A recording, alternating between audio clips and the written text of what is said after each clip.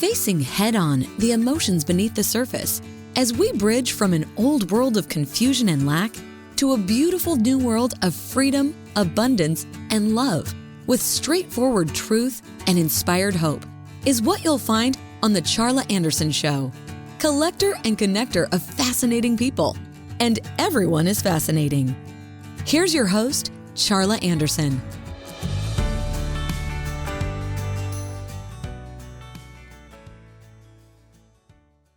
Hey, beautiful, beautiful souls. This is Charla Anderson, host of the Charla Anderson Show, collector and connector of fascinating people, and everyone is fascinating, especially you. Thank you for joining us today. And we are going to have an incredible second round with Misty Gilbert, my great guest today. I'm so grateful to be on the platform of Win Win Women and Podetize Podcast, Roku, Apple TV, the streaming services, Amazon Fire, all of those things are going, and so many things are kind of coming together in this new world of live TV for me. And I'm grateful that you've joined us today.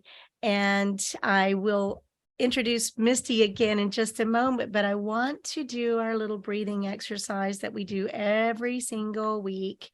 And a little 22-second mini vacation. What we do is breathe in for 7 seconds, we hold for 4 seconds, and we breathe out gratitude for 11 seconds. We breathe in calm and breathe out gratitude. So join me for just this little brief interlude, and let's do it. Let's breathe in for calm for 7. Hold.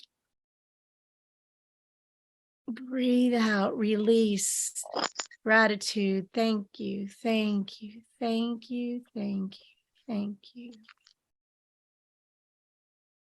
We all need centering. We're in a hectic world. You can do that exercise multiple times a day, anytime you're in a stressful situation. Very brief, but it will help ground and center you like it just did me. So I'm grateful that we're here. I appreciate that. You continue listening here. We're just beginning this journey of the Charla Anderson Show, collector and connector of fascinating people, and everyone is fascinating, as I said, especially you. So here we go with Misty Gilbert, part 2. Last week, we learned about Misty's incredibly horrific past, mind-numbing past. And she has more about that in her TEDx talk, The Art of Authenticity. And we learned about that horrific childhood and her overcoming and those things. Like when I met her, she had never cut her hair. She had never worn makeup. She had never worn pants, things that were mind-boggling to me. She seemed a little old-fashioned, but she was very sweet when we met 13 years ago. So Misty, we're going to go the rest of the story today. We're going to find out what all those things that you're overcoming and who you are in this world right now and what's next. So let's go there. Where are you right now? What's going on? And you're still on a movement. And we're going to mention some fun things we just kind of came up with this week, it seems like.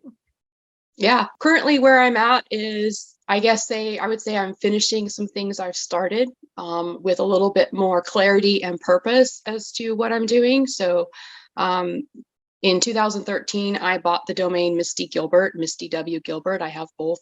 I brand around my middle initial, but I really haven't completed some of the goals that I set. 2015, I was a contributing author. 2017, I began crafting and compiling my book. Worked with a writing coach, and then I set that on the back burner for a bit for some work projects that came in my world, and I just didn't have the bandwidth to do both.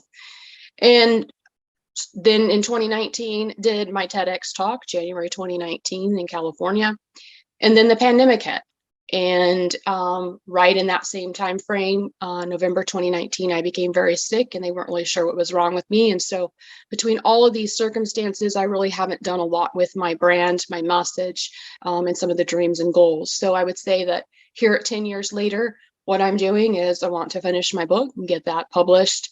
I actually have 7 books I want to publish. I have a couple of them I'm working simultaneously, but the initial one is going to be the one of my story and sharing that in a written format with not just the information that's in my TED Talk, but more than that. And I'm moving forward with more of a speaking presence. I have done speaking for several years, but I am moving forward with expanding my message and my territory and communicating more with more people. So the transition and where I'm at right now, I wouldn't say it's really transition. It's just more of getting dialed in and focused on my message, having more clarity about what I'm actually trying to accomplish. My book will launch, and I signed a contract last month to begin the process of working with a videographer to turn my story into a movie series. We have a pitch already to PBS with some contacts. So, I don't say that lightly because I know this isn't a small thing, and there are portions of it that can be intimidating, especially for somebody like me who doesn't have experience and understanding of the entertainment world, did not grow up with it, haven't seen Little Mermaid, Lion King, you name it, the things, SpongeBob, things that people are used to seeing. I haven't had that exposure. Wasn't introduced to having my own television until 2015. And because of living most of my life without it, it's not my default mechanism to go to relax or to learn. I read books. I have hobbies like knitting and other things I like to do. Very passionate about spending time with people. I love having a dinner or a lunch or an activity with somebody and getting quality time with people. So there's some learning around that, but I also know it's something that I feel needs to be shared, not just because of the message that I have, but the fact that I don't believe there's enough content out there that shows people how to live through life-altering experiences and come out on the other side. We can talk about being an overcomer. We can talk about transforming your life. We can talk about creating the life you want. We can talk about living intentionally. Those are all topics I talk about. But practical application, how does somebody do that? And how do you leave an abusive childhood and family that's all the connections you have? You have nothing outside of those resources. How do you reframe all the upbringing and content that was put into you psychologically, emotionally, spiritually, regarding beliefs with God, religion, church, right and wrong? And so I want the video series to be not really just fun to watch, but that even if you've not been raped or you've not been in a cult, you can relate to having devastation wreck your world and you're not sure how you're going to make it, and being able to understand key elements on how to do that. So will the movie be a kind of documentary style / movie style? Not sure. We're still working out the format. But I do want to use my experiences to encourage, support, and inspire other people to take that first step and to live the life they really want. Like, it's your life and God is with you and in you. And so I don't want this separation that there seems to be, and this mentality of us versus them. Even if you haven't had the hard life I have had, you've had hard experiences for you that are really hard, and it's not a comparison game.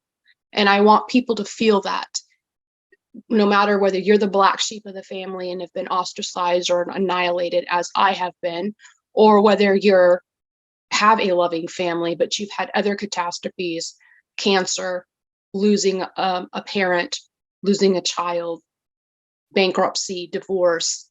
There's a number of things that can be surprises to us, and the carpet be pulled out from underneath our feet, and we don't know how we're going to even find the air to fill our lungs for our next breath. So your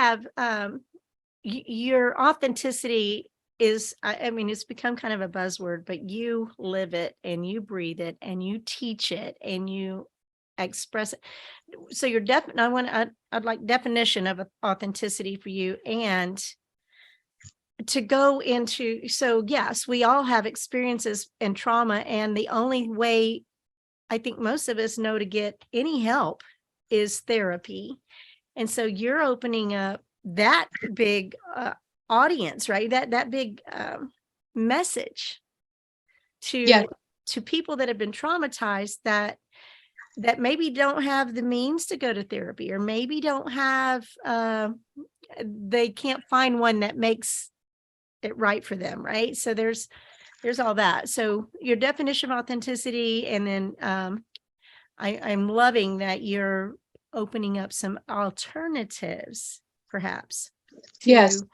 to The art of traditional therapy and sitting on the couch for 10 years trying to overcome your childhood, which is keeps you facing backwards, doesn't it? yes, Instead of forwards, which is it does. coaching. The art of authenticity, my definition that I share in my TED Talk, is to be open, real, raw, and vulnerable. So open about the situations you've been through, real about the circumstances, like the reality of what it was, raw in the details, and vulnerable about how it makes you feel. So in being authentic, it has become a massive buzzword. And some people feel that have had conversations with me on other podcasts and interviews and speaking engagements that maybe authenticity isn't the right word. Maybe it's integrity, or maybe it's transparency, or maybe it's vulnerability. All those play. I still stick to my word, the art of authenticity, because I believe authenticity is more than just living in integrity. And it's more than just being transparent, because in transparency, you can be clear, but you may not be revealing, you may not be vulnerable. And in integrity, that's alignment to who you are and your truth and your beliefs. But that doesn't, again, mean that you are being vulnerable. You can be integrous without being vulnerable. So to me, authenticity is something that we need more of, because our culture has created a stigma around what is topics to be shared. For instance, we're generally raised to believe that religion, sex, politics, and money are not topics you talk about. But honestly, if you look at social media news feeds on any platform, those are the topics that rile people the most and they get most passionate about. What if we were more authentic about where we are in our lives and our experiences that we've had in those 4 areas, and how it affects us and why? So yeah, I feel the art of authenticity is being open. You can't be closed. You have to be real, remove the mask, no fakeness. You have to be raw. Like you can't be guarded. You're guarded like you've got something to protect. You're hiding. And vulnerable, because that's where true connection is established. Vulnerability is the gateway to true connection between people. And I believe that leads to being authentic. And as far as how that plays into transformational coaching versus counseling versus other types of modalities of therapy, all of them are helpful. The thing with counseling is it's as known as talk therapy. And talk therapy is important, and there's different forms that they do that. You need somebody to work with you through this, because when you've lived it, breathed it, be it all your life, it's your modality, it's your habit, it's your DNA, it's your wiring, hardcore startup operating just like a computer. And in order to move past that, you've got to have somebody that can work with you. Counseling tends to stay surfacial. Talk about how you feel, talk about what you think. It doesn't dig deep into the desires of why that is so painful. And when you may not even be conscious of thoughts or feelings, but you're reacting out of a programming and you don't see a way out of it. And you don't even sometimes see that you're doing it. And so in my transformational coaching, what I'm trying to help people understand is that I love the personal growth development world. I love the books and the people out there that are teaching people to work on their mindset. But unfortunately, for trauma survivors, people who've really endured abuse, it can't be done just with your thoughts. And too much of the arena is not focused on the fact that your experiences are stored in your body. They're stored in your cells. They're stored in your feelings. Your feelings create thoughts. Your thoughts create feelings. It's a bidirectional interface. So if we only are focusing on our thoughts, we're bypassing the heart. And the heart is the lifeblood. Your brain can be dead, physically speaking. You could be in the hospital and your brain be dead and your heart still be pumping. God designed the body in a unique way. And if we took that analogy into practical life, you can feel things in your heart, even if you changed your mindset. So you may not be thinking negative things anymore, but why aren't you having the ability to take a step forward with courage? Because inside, you still don't feel it. You've psyched your brain up with new wiring, new programming, but you still don't feel it. You still don't feel loved. You can tell yourself you're loved. You can tell yourself God loves you. And it doesn't matter that your parents rejected you or your boyfriend or whoever in your life that has created this dynamic for you of challenge. But what about your feelings? Your feelings, the emotion is how we live. Spirit inside of us creates energy. That spirit is both thoughts and feelings. An example that I use many times in speaking is coming up on a wreck. There's times you see a wreck and your thought is, oh, I wonder if somebody's okay, when you see how it's laid out. There's other times you come up on a wreck and you're feeling things before you ever even thought a thought if somebody's alive. You're feeling it. You saw the images. And that's what I'm trying to help people understand, that it goes both ways. Thoughts become feelings, feelings become thoughts. So I can and they feel all become words, and and words matter so much. They do. Words matter. And so even if you sit and did one of my courses on, the power of your words, we can reframe how we say something. But if you're not feeling it, there's still a disconnect. And you're not going to be able to be the authentic person you want to be. You're not going to be able to be open, real, raw, and vulnerable because you're not feeling it inside. So in the coaching work I do, it's not just facing your habits and your beliefs and your thought patterns and your actions. It's also looking at your feelings, because your feelings drive and they're the backbone to all of that. Very strong. I'm going to just say my definition of integrity, because you've used that word many times, is honoring your word. And that means honoring your word, not just with other people, but with yourself as well. So I'm just tossing that out there. This is another question I was curious about. How do you live with intention and be free? Feel the freedom, because if you listen and read your Facebook posts, if you never posted another thing, we know, Misty, you've got every component of vulnerability and all those things that you just are putting out there. And it's always been an inspiration to me and sometimes a little waking up to hear your messages. So what is intentionally free? So I think intentionally living in freedom is to look at your life. Where are you being a people pleaser? Where are you put yourself inside a box because of your parents' beliefs or a religious perspective or any other community you're part of? Because in communities, the way they build a tribe is by getting people that look like them, think like them, act like them. So to get outside of that, you've got to be able to be willing to do things you've never done. And some of that is whether it's facing fears that you've had, go do that fear. Some of it is by, I grew up in a religion that was very, and I call it a cult because it is a cult. It was a cult. Very, for the majority, very racial. And so when I was out on my own, one of the things I did, though I didn't believe I was racial, I wanted to break any residual effect of that belief or energy. And so I went and visited an all-Black church. I started engaging with different people in different cultures, people that I was taught were wrong and didn't have God, whether that they were gay, whether they were adamant that they didn't have a belief in God and they were an atheist or something. Like, be curious. Why do you believe this? How did you come to this? Be open to learn, not just in going through the motions, truly being of interest into their life. I feel that the Black community, for instance, still struggles so much with Black Lives Matter because they feel safe in their culture, because us white people haven't created a safe place for them. So if we're going to create a safe place for them, we are the ones that have to undo what we've done in our country for years. We are the catalyst. It's not on them to change it. It's on us.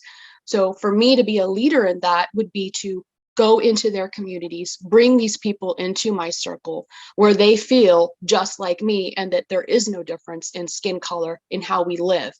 And you take that into any other thing. I'm not gay. I don't want to be gay, but I have gay friends, and I have gay friends that love God. And that it came by truly going and evaluating and listening and hearing their story, hearing their struggle, hearing how they came about to their beliefs and why they do and how they've been ostracized, because God loves them and he doesn't look down on them any less. And he's not asking them to change their life. That's not what he's doing. And unfortunately, that's the way religion paints it. They paint it as an all or nothing, repentant of your ways. And I could share a lot of evaluations that I have of scripture that are different than how I was raised. But like the woman at the well, there's no reference that she changed her ways. She was enlightened to truth. And she went back to her communities and said, he told me everything about me. But it doesn't say that she ever changed. And you could look at numerous examples in the Bible that are shared as principles to live by. And I think some of them are good, but I think a lot of them miss the mark of what God is trying to say. Even the woman caught in adultery. Why have culturally, even in the Bible, is it the woman held responsible for where did the guy go? Right? Right? Really? Even in And your case. there's people who said, well, in that time, generally speaking, the man would have been a knife would have been driven through his heart, and then they'd bring the woman for punishment. Oh, so the easy way out is just to kill the man and bring the woman to have to be the humiliated and shamed and put on trial. And unfortunately, that's still an undertone, because when a woman is raped, even if people believe that the men instigated it and she wasn't doing anything, they still have a question. Where were you? What time of day was it? Was anybody wearing? What were you wearing? What did you say? How did you meet him? And so it puts everybody in the defensive. And therefore, in order to cope with what's happened, they can't be authentic. They have to put a mask on and act like everything's okay and not be open, real, raw, and vulnerable. And that causes people then to build more shame, guilt, regret, fear. And these layers build on top of things to, especially if you have a foundation and a faith and a belief in God, if you've been taught numerous things like you have to be in his will to be and doing his will to be loved, you're always going to feel like, well, then if this isn't God's will, then I'm not loved. There's always this contingency. And so having been raised in that framework, both from my parents and the cult that I was raised in, I have a different perspective of how I look at people's lives and what I want them to see. And that's because of the own work I did. Every fear I had, I decided to face and go directly head on towards. So answering your question, how do you live intentionally? Well, it starts with today. You have now. You don't have tomorrow, and yesterday's gone. So intentionally today, who do you want to connect with? How do you want to be known? And what do you want to experience? And make those things come about. Intentionality can be too much of a focus. In our last podcast interview last week, you said I'm very driven. I believe there was a time I was very, very driven. I believe now I'm intentional and I'm purposeful, because there's a different energy. Driven is like you feel you have to produce, you have to perform, you have to get somewhere quickly. Otherwise, you're not successful. You're not, pleasing God. You're not doing his will. You're not sharing the message. You're not changing lives. God didn't have a frenzy when he was here. He came and he did his message. He lived it. He breathed it. He be it. And I want to do the same thing. And it can be me walking by the streets just like he did. And somebody touched his robe and said, you didn't say anything, but he said, who was that? I felt that energy, right? So when God said we are going to be able to do greater things than he did, those are the kinds of things he's talking about. We are able to impact lives on the same level, if not to a deeper level than he did, because we're continually here being the arms and feet of Jesus with skin on, as I say. And I so say that too. God needs people with skin on, and it's us. And because he's in us, we are him. He is us. And it's beautiful. And I'm going to go back to something you said, this whole conversation, and it's about communication. It's about authenticity. It's about this conversation. I think that people don't know how to have conversation, a discourse, a curiosity, a healthy curiosity with questions. And people are so offended and think they're being judged when, you just really want to know, wow, how is that for you? Or how did you come to that decision? You think the earth is flat. I think it's round. Isn't that interesting? Isn't that interesting is a great phrase. How did you come to that information? Having a conversation and being curious isn't how most of us are taught. We are taught, whether it's through our parents, through school, through church, through work, this is the right way. This is how you do it. No ifs, ands, or buts about it. And I'm not saying that there isn't a need for, an HOA to have bylaws, for an organization and business to have a policy and procedure manual. Like, I'm not saying that stuff's not important. But when you come down to it being the only way, the only truth, the only life, it's not. There were many people that came to God in more ways and were saved. Whether it's the thief on the cross who said, I just simply want to be with you, or whether it was the man by the ponds who wanted to be well when God asked him, do you want to be healthy? And God says, pick up your mat and walk. God saved him. And it wasn't, God, forgive me, I'm a sinner, please. All this way that this is the way you connect to God. That is not true. It is not true. Religion is the definition, literally, is return to bondage. It's man-made, God in a box. I don't remember if I said that last week or not, but you did, but it's good to reinforce it. Because it doesn't encourage relationship. It encourages control. A man has to be, the preacher or the pastor, these, they're higher than we are. And that is not true. Flat not true. And so when we look at religion as bondage, it doesn't mean we don't have great people and good people in churches and things like that. But church is people. It's not a building either. And it's not worshiping and, having to do all these things, because there is nothing you can do for yourself to be saved. I mean, you already are saved. Well, that goes back to a foundational belief I have. God said it's finished. I don't think there's anything to prove. I don't think there's anything we have to do. We are already there. And that salvation and that finishing work isn't just for people who claim to be a Christian or have claimed to have been saved by God. That's for everybody. They just have not adopted and embraced and embodied God in them. But God is in them. They don't recognize that spirit. They don't feel it. They don't see it. They don't trust it. They don't believe in it. And we all can be there. We all can get there at any point in time with any circumstance.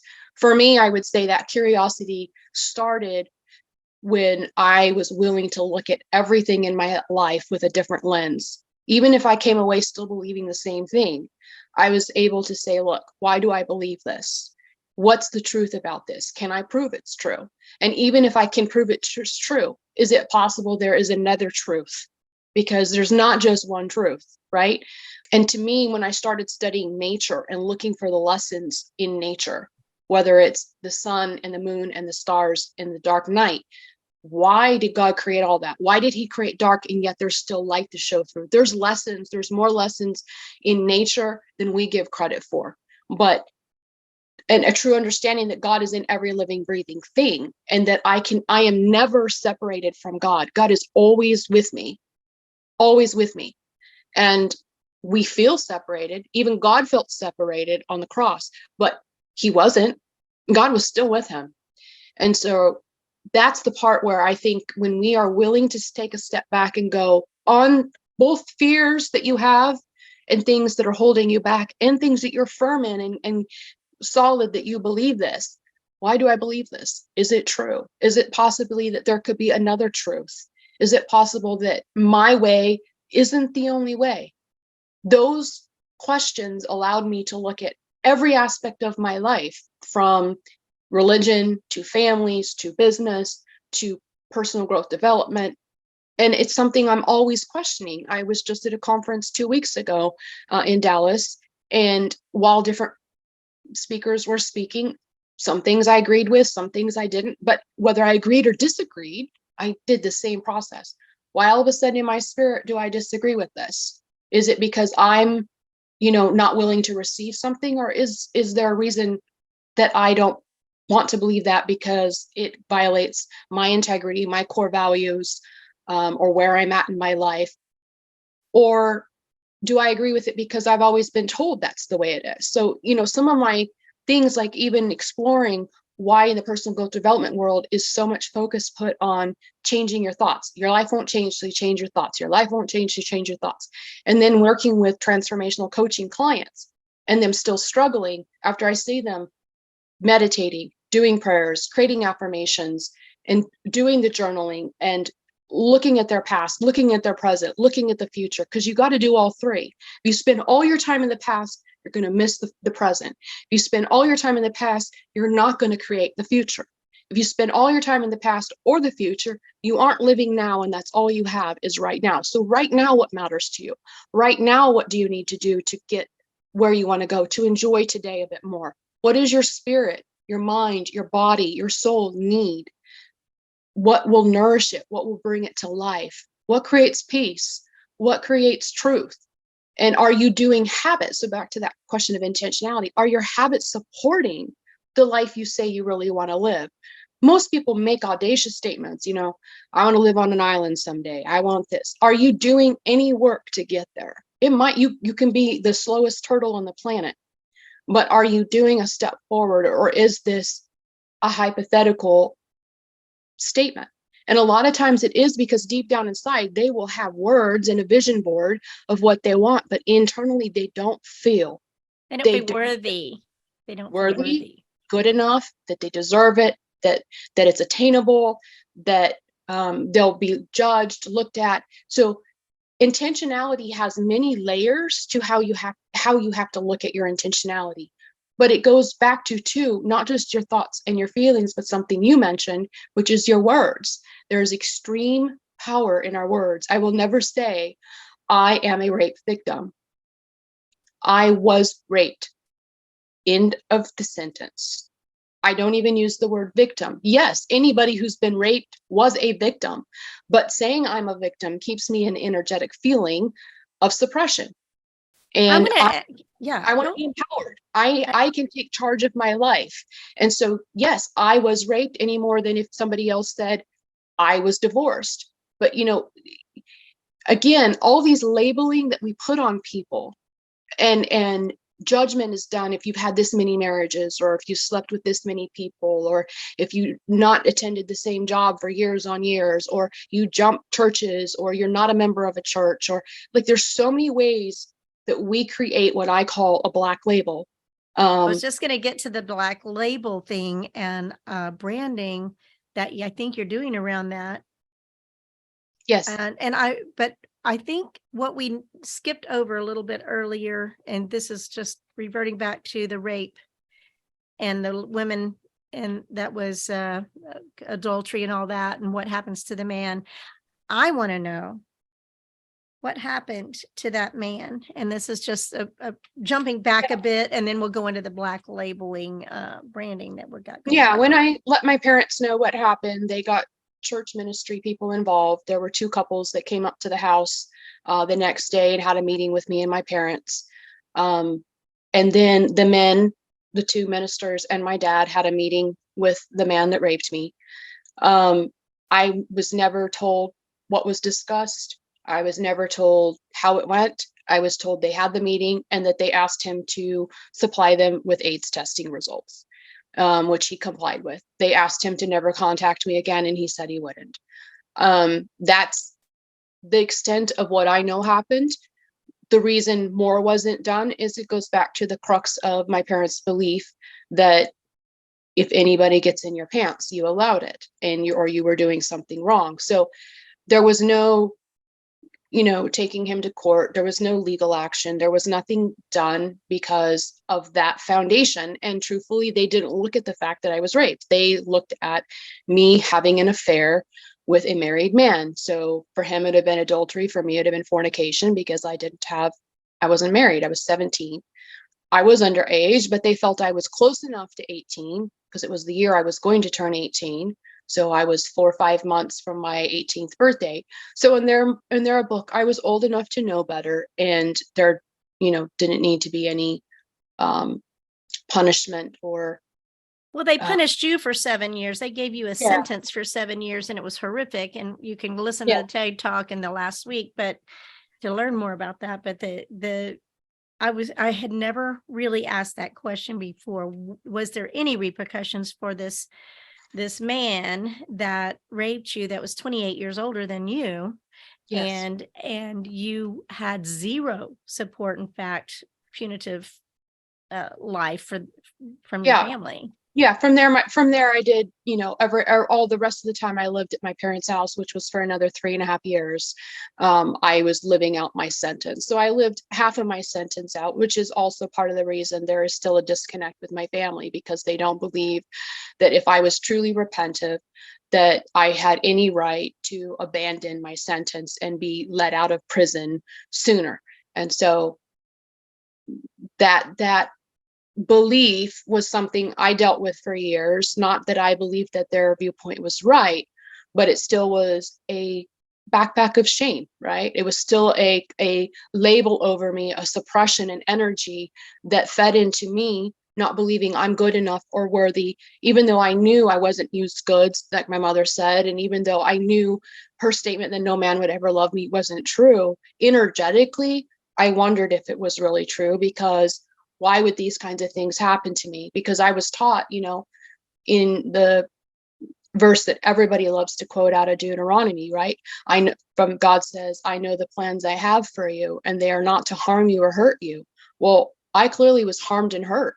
So how the hell is it possible that God gives a damn about me, because he allowed this to happen? And so those kinds of questions, nobody in church could answer. I mean, they have their cliche statements, but. Well, they wouldn't even probably let you ask for the most part. Well, I mean, women didn't have a public role in church, but in private settings, we could have counseling with the men in leadership. They were not counselors, but they were admonishers, they were advisors, they were overseers. And as women, we were told to seek them for advice if we wanted to change jobs, if we wanted to buy a car. Like, though we lived on our own, like I did, many didn't, many were at families. If you didn't have a father, you were supposed to go to a church leadership for guidance and wisdom and advice. When I went to buy my first house, their approval to buy a first house, look over my finances. And I'm not saying it's not good to have mentors and advisors, but when you are treating women less than you would treat men, and I think culturally that goes beyond just religion. We still struggle with a society, though we talk about being equals, we don't treat each other as equals. Women are still treated less than, and I'm not mean this to be mean, but like, I went to a networking group a month ago, and there were 9 of us there, 8 were men, and I was the only woman. And I was not given as much time as the men were to speak. I'm not mad. I don't care. It's not a competition to me. I will still show up. But it's subtle ways that men do not open the gates for a woman to receive exactly the same in every single way. Not just pay, not just support, but time, attention, value, respect. Men are still worshipped. They are still thought to be better than. They're still thought to be stronger. And my struggle with all that is, 1, I'm a woman and I've experienced it. 2, when you look at stories, even in the Bible, the key people that changed a lot of circumstances for women, it was a woman who went to the grave and rolled away the stone. It was a woman who touched his robe. It was a woman who hid the spies. It was, I mean, I can give you story after story. I'm getting chill bumps even just saying it. The impact of women to heal, to nurture, to get people to connect. And that's why I feel we as women have the opportunity to change men.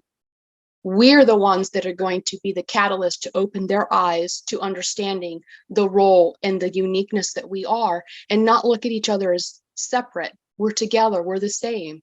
We just have different ways of looking at things, just like night and day, that you need both. The earth cannot operate without both. The earth cannot operate without men and women. And so I'm not like a woman's movement kind of person. Even when the Me Too movement came out, I did a video and a blog post about it needs to be a We Too movement. Because the minute you start just focusing on women, men have been raped and abused too. So Absolutely. you can't segregate people. It's we. You talked earlier too about the racing, and I was like, I'm a human racist. I mean, we're all in this together, right? We've all done. If you prick everybody in the room, picks their finger and flicks a drop of blood on the wall, you find yours. They're all red. So I didn't have zero understanding or relation to why that is still an issue these days. So, anyway, Well, that's a little aside on my side. My point, whether it's racial or it's religion or it's differences between men and women, everything is being done to separate you from God, separate you from each other, separate you from truth. And so that's where I'm like, if you in yourself can do the work inside of you, figure out what you believe, figure out what is truth for you, and then live it, breathe it, be it. That's the way you're going to be intentionally creating the life that you want. And you will impact your communities, you will impact your family, you will impact your generations to come by these choices. And that to me has way more power than if you even are like me and did a TEDx talk, or you're a speaker, or you're a preacher and you have a big following. Do more culturally in your communities to make a difference. You can, whether it's a homeless person, whether it's somebody who's addicted, whether it's the elderly that are long forgotten in a retirement home or a nursing home. There's so many ways to be the arms and feet of Jesus with skin on, and to live and breathe and be your message. So the intentionality needs to be in every area of your life, whether you follow the ULA guys with their 7 F's, faith, family, friends, field, fun, finance, fitness, or you Zig Ziglar's Wheel of Life, or any other program out there of, the balance of everything. Know who you are. To know who you are, you have to know your core values. You have to know what you believe and why. And even if your beliefs change, there was a time for 37 years I believed wearing pants was wrong. It's what I've been taught. I held to it. I operated that way. I don't believe that now. But the beliefs I believe now, I may have new beliefs. I might revert back to old beliefs. Giving myself the love and grace to evolve and know that truth is going to be shown to me as I'm able to receive it. God does not give me more truth than I can absorb. And, the statement is, when we know to do better, we do better. So when you are enlightened, share that enlightenment with others so that they don't have to go through the same catastrophes you went through and have a deep paradigm shift struggle for the rest of their life. Some of these things are cultural. Some of these things are where geographically we live. Expose yourself to different areas, different cultures, different communities, different ethnicities, different lifestyles on every level, and decide what's for you. In dating, for instance, went on a date with a guy who's into polyamory. I'm not. But having comfortable confidence in myself that that's not something I want, and I can say so. I don't have to look at him as wrong, bad. I don't have to be rude. It's not a value I hold. It's not something I want in my life. You can hold to those things as simple things as smoking cigarettes. I don't want the smell. I'm allergic to it. I don't want those people in my community. It doesn't have to be that I think you're a bad person because you smoke. It's just, I don't want that I want to be free of toxins. So those are 2 examples, but I don't care where you take it, the food you eat. You don't have to be labeled a vegan. Eat vegan, choose to eat vegan, but you don't have to separate yourself. I can't touch you. I can't be near you. You ate eggs. No, have your life, live your life, but be able to do it together. I think that's really when God says to be in the world, but not of it. In other words, be among everything, but don't be it. Be in it, but it doesn't have to consume you. Be you. Be you. Be authentically you. And if you're a person that doesn't eat meat, don't eat meat. We don't have to, this thing about having to express it out to the world that, I can't, it's like drawing more attention to yourself and all that kind of stuff. And we don't need to get into all that, but that's Well, part of feeds, it. it feeds It's into how we've been raised. identity. Yes, but it feeds how we've been raised, not just in our homes, but even through school. Everything you get to second grade if you have 5 stars in first grade, right? You get from high school to college if you have a certain GPA. You get from college to get that degree, to get the high paying job if you have the piece of paper. And yet a lot of times the piece of paper means nothing because you really haven't absorbed it. You crammed your brain with knowledge, but you don't know how to apply it to life. And it carries over then to buying a house. You have to make a certain amount of money. You have to have a certain credit score. And don't get me wrong, the human body has certain elements and levels. God created so many white blood cells, so many red blood cells. Your labs will show that, and there's a level that's within range. But my ranges may not be your ranges. So obviously there's some give and take. Unfortunately, everything has been created with a criteria, a benchmark, a protocol, a format. And yes, to create business, you do have to have some rules, right? This costs this much money. You can pay by credit card. You can pay by cash, check. We don't accept crypto, Bitcoin, whatever. You have your policies, but that doesn't make you better than somebody else. And it doesn't make your policies or beliefs necessarily right. They're right for you. And so I think when we take a step back, we spend 40 years of our life being programmed that this is how you get to excellence. This is how you get to success. This is how you arrive. You are a good person if you have an 800 credit score. I know people that have great credit scores that still have no savings accounts. They still have no resources to really live their life. I know lots of people that make millions and billions but have nothing left. Their P&L shows nothing. I don't care how much money you make. It isn't about how much money you make. It's what are you doing with the money? And are you happy earning the money you earn? Or are you stressed out and don't have a relationship with your wife or your kids, don't have a quality of life, don't get good sleep? I don't care if you make billions. And I think sometimes the focus is put so much on you get here, you've arrived, you get here, you arrived. We forget to be intentional and just live today. So we've only got a few minutes left. Again, it always goes so fast. So I want to touch on a few things, but when you just briefly, you're looking at this, your branding has been the sassy voice, and now we're looking at the Black Label. And tell us about that in a few sentences, because then we really want to introduce your coaching and how you can help, and you want to help those that come across this show. Yeah. So my brand is the sassy voice. The sassy voice came about after I cut my hair the first time in 2014, about the length it is now, maybe a little, probably about this. I've gone shorter, but like I think the first time was about here. And people were shocked at how dramatically different I looked. And how cute it was. Oh my gosh, you were adorable. So several people were like, man, it makes you look really sassy. And so then as I continued sharing my story through that transformational experience with Live Big and how much it really transformed my life, it kind of just came through that process, the sassy voice. And so, yes, my brand is the sassy voice. On the social media, I'm known under my name, Misty W. Gilbert, but I have been working with a coach to solidify my message and give it more power and more clarity and focus as to what I'm really trying to do, who I'm trying to help, and what the mission and vision is. And through that process, as I've shared my concerns of how we view people and all these layers that they have to go through to get approval, which is why people always think there's another something they have to do to be loved, approved of, accepted, valued, appreciated. We don't just accept people face value where they are. We may, but then there's that leveling up. You've got to do this. You got to do personal growth development. You got to get out of your negative mindset. You got to do this.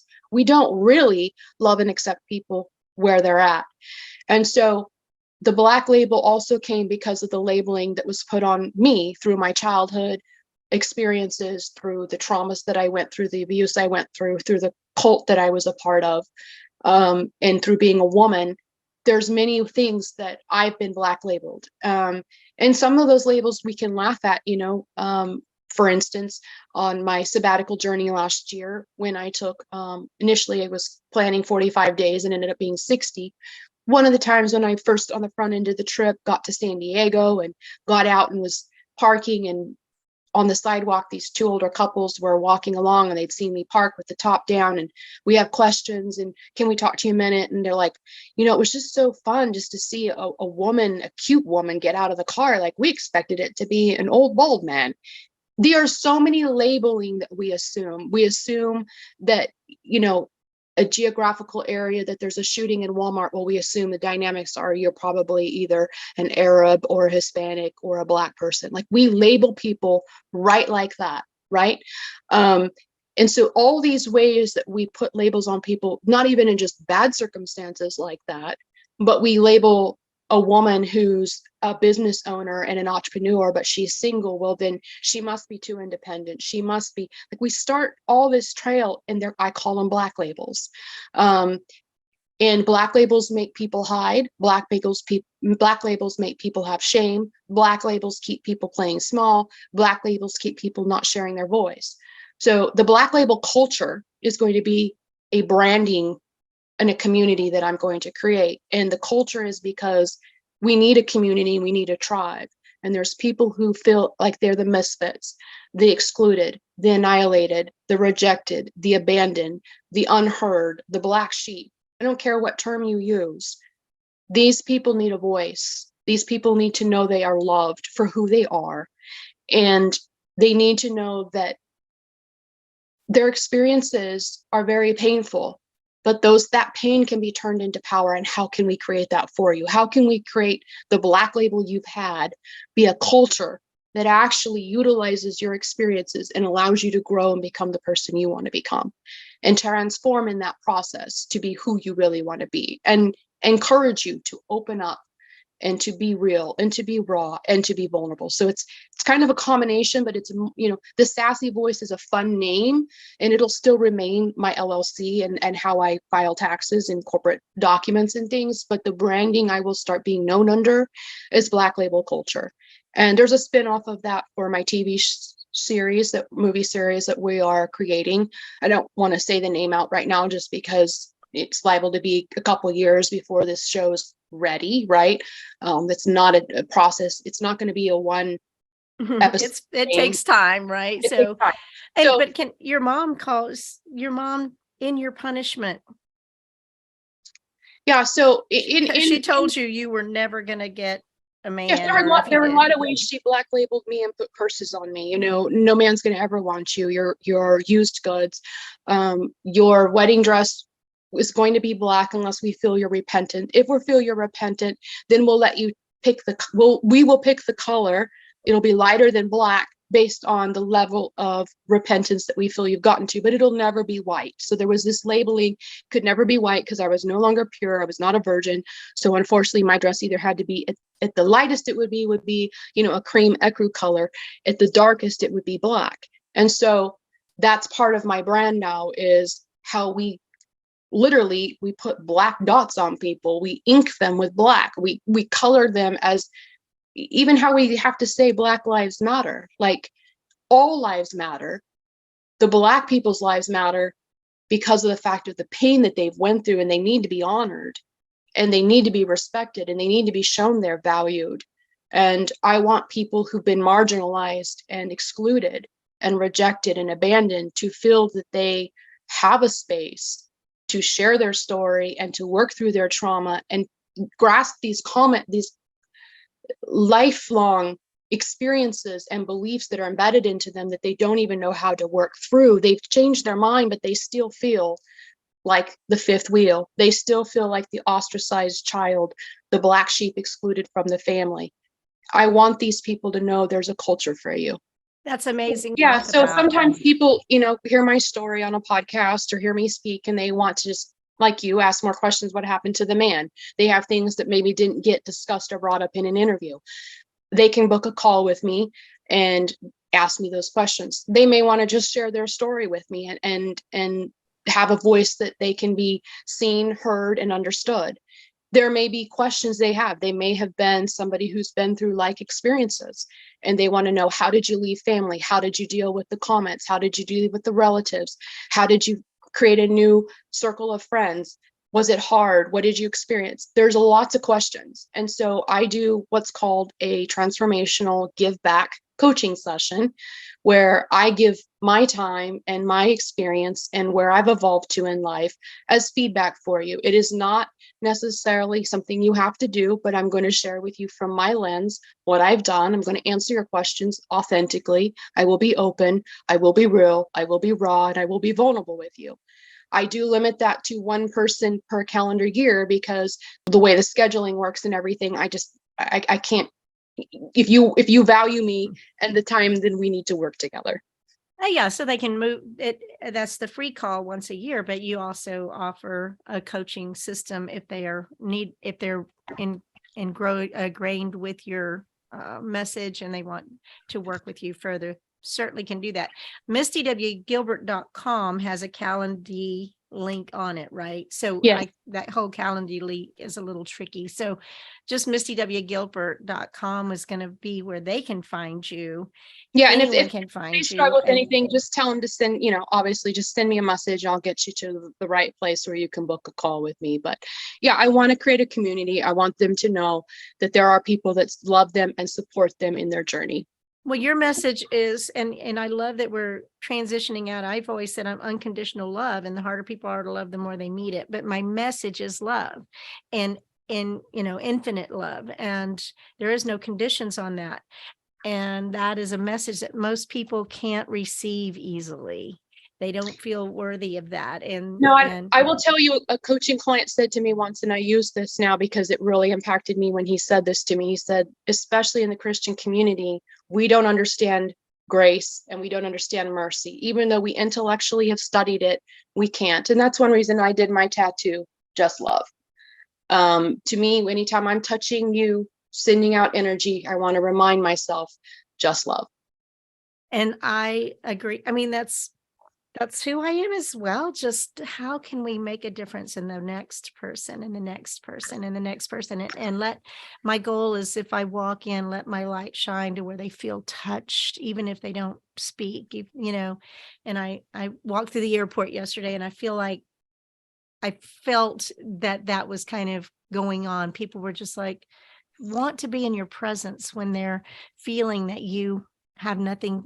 There's no agenda. You're not trying to get something. You're just sending out the energy of love. We've only got a minute, and I'm going to just thank you so incredibly very much for all of your encouragement to me personally as I hit and miss on your Facebook posts and amazing stuff. Oh, we didn't get to Mr. Rogers, the female Mr. Rogers. That's the next thing. Just right now in the 30 seconds we have left, we talk about how can we create this as individuals. Well, Mr. Rogers led an example, and each of us can be Mr. Rogers. And the post that I did this morning was just saying, I'm going to be the female version of Mr. Rogers. And I think that if each one of us, whether male or female, had that thought in our mind, how can I be a community? How can I be your neighbor? How can I love you? We will radically change the life and culture that we currently live under. I love that. And we're going to hashtag female Mr. Rogers and get that kind of out there. I think I saw that this morning and I was like, oh, we're going to talk about that. And here it is. 20 seconds. Love you so much. Thank you so much for joining me on the Charla Anderson Show. Collector and connector of fascinating people, and everyone is fascinating. Thank you for the see you next week on the same time, same place. Love you much, and always choose joy.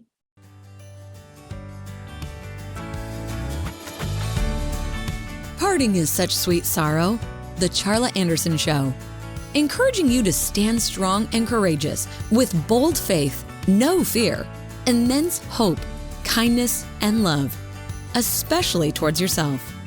Visit charlaanderson.com for replays, blogs, and more on her ever-expanding website, as well as watch her live TV show on winwinwomen.tv, Roku, Apple TV, and Amazon Fire. And so that we can continue learning together and growing this community of beautiful souls, we invite you to share The Charla Anderson Show with your circle of friends. Until we meet again next week, remember always, choose joy.